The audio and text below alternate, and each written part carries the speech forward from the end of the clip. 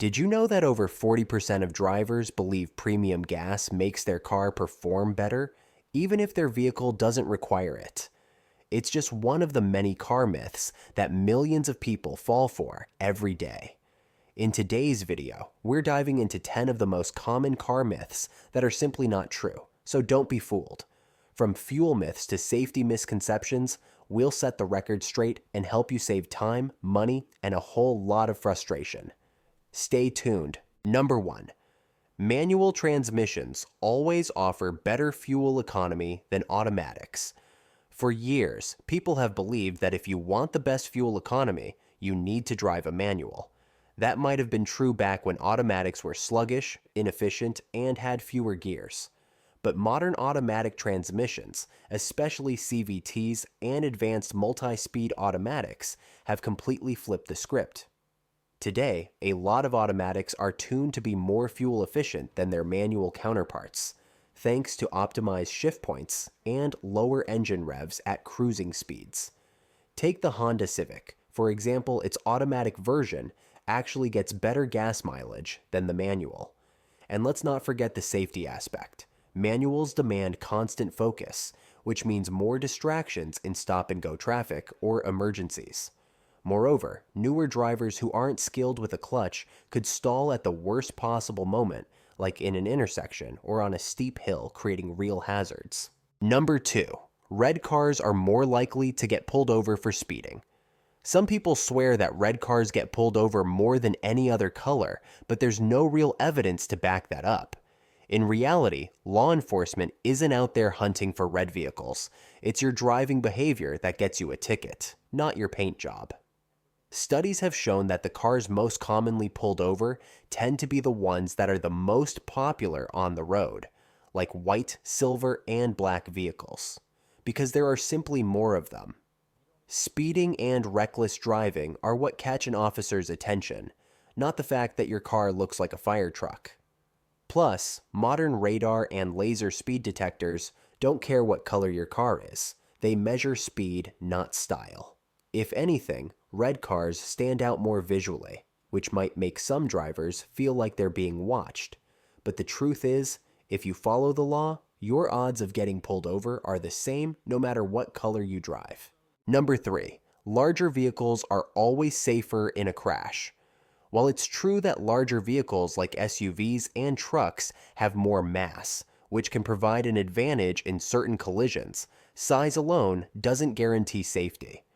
Modern crash testing has shown that smaller cars with advanced safety features, reinforced structures, and crumple zones can actually perform better in some accidents than older or poorly designed larger vehicles.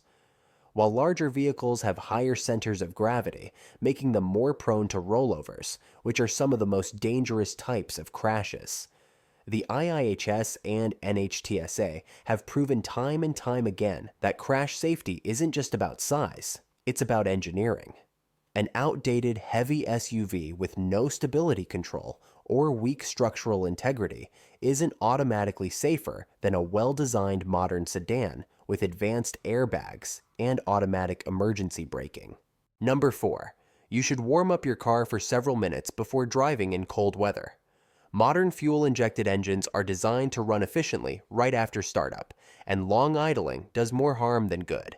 In fact, excessive idling can cause unnecessary engine wear, waste fuel, and even contribute to carbon buildup over time. The best way to warm up your car is to start it, let it run for about 30 seconds to a minute, and then drive gently. The engine, transmission, and other components warm up faster when the car is in motion, not just sitting there burning fuel, while in freezing temperatures, idling alone won't warm up other critical parts like your tires, brakes, or transmission fluid. Unless you're defrosting your windshield or clearing snow, idling for minutes on end is just an old school habit that doesn't benefit your car. Number 5. Premium fuel improves performance in all vehicles. Just because a gas pump says premium doesn't mean it's some kind of magic performance booster for every car. Premium fuel has a higher octane rating, which prevents knocking in high compression or turbocharged engines designed to use it. But if your car is built to run on regular gas, filling up with premium does absolutely nothing for performance, fuel economy, or engine life. In fact, most modern cars have engine control units that adjust to different fuel grades, so unless your owner's manual specifically requires premium, you're just throwing money away at the pump. The only time premium fuel might help in a regular car is if there's serious carbon buildup inside the engine, but even then, it's more of a temporary band-aid than a real fix. Instead of paying extra for premium, stick with the octane rating your car is designed for your wallet. An engine will thank you. Number 6. Washing your car with dish soap is safe and effective. Grabbing the dish soap from your kitchen to wash your car might seem like a cheap and convenient option, but it's actually one of the worst things you can do to your vehicle's paint. Dish soap is designed to break down grease and grime on plates and pans, which means it's also harsh enough to strip away your car's protective wax layer, leaving the paint vulnerable to fading, oxidation, and even damage from UV rays and contaminants. Over time, repeated use can dull your car's finish and make it more susceptible to scratches. Instead of dish soap, always use a pH-balanced car shampoo specifically formulated to clean without stripping away the wax or sealant. A proper wash keeps your car looking fresh while protecting the paint from long-term damage because no one wants their ride to look faded and neglected just because they used the wrong soap.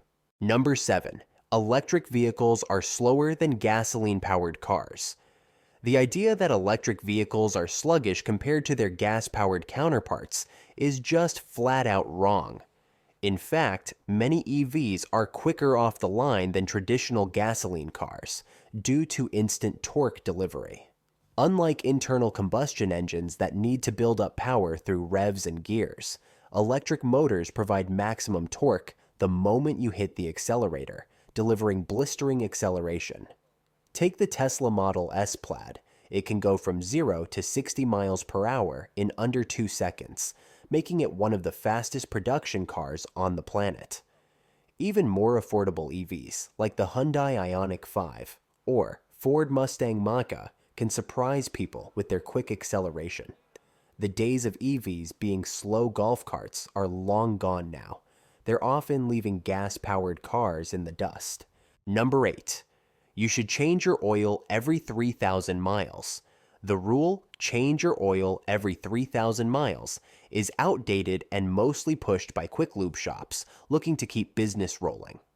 Modern engines and synthetic oils have come a long way, with most cars now able to go 5,000, 7,500, or even 10,000 miles between oil changes. Automakers design engines to work with these longer intervals, and most newer vehicles even have oil life monitoring systems that tell you exactly when it's time for a change. Changing your oil too often isn't just a waste of money, it's also an unnecessary waste for the environment. The key is using the correct oil type and following the manufacturer's recommended schedule, which you can find in your owner's manual. Unless you're driving an old-school clunker from the 90s, or putting your car through extreme conditions. Number 9. Using a cell phone at a gas station can cause an explosion. Gasoline vapors are highly flammable, but the likelihood of your phone causing a spark is nearly zero. In fact, cell phones have been tested in various environments, and there's no proven connection between their use and fires or explosions at gas stations. However, it's still important to follow posted safety warnings, which are typically in place to prevent distractions and ensure you're focused on fueling safely. The real risk comes from things like static electricity or improperly handling the fuel nozzle, not from texting or making a call. So, while it's a good idea to avoid distractions at the pump, don't stress about your phone. It's not going to blow up the gas station. Number 10. All-wheel drive improves braking in snow and ice. A common misconception is that all-wheel drive helps with braking in snow and ice, but that's not the case. AWD improves traction when accelerating, which can help you get moving more easily in slippery conditions, but it doesn't improve your ability to stop. Braking performance in snow and ice depends largely on your tires, not whether your vehicle has AWD or two-wheel drive. In fact, a vehicle with AWD on summer or worn-out tires will perform worse in snowy conditions than a two-wheel drive car equipped with proper winter tires. To maximize safety in winter driving, focus on having good quality cold weather tires on all four wheels. AWD is useful for getting traction when you start moving, but when it comes to stopping, tires are what make the real difference.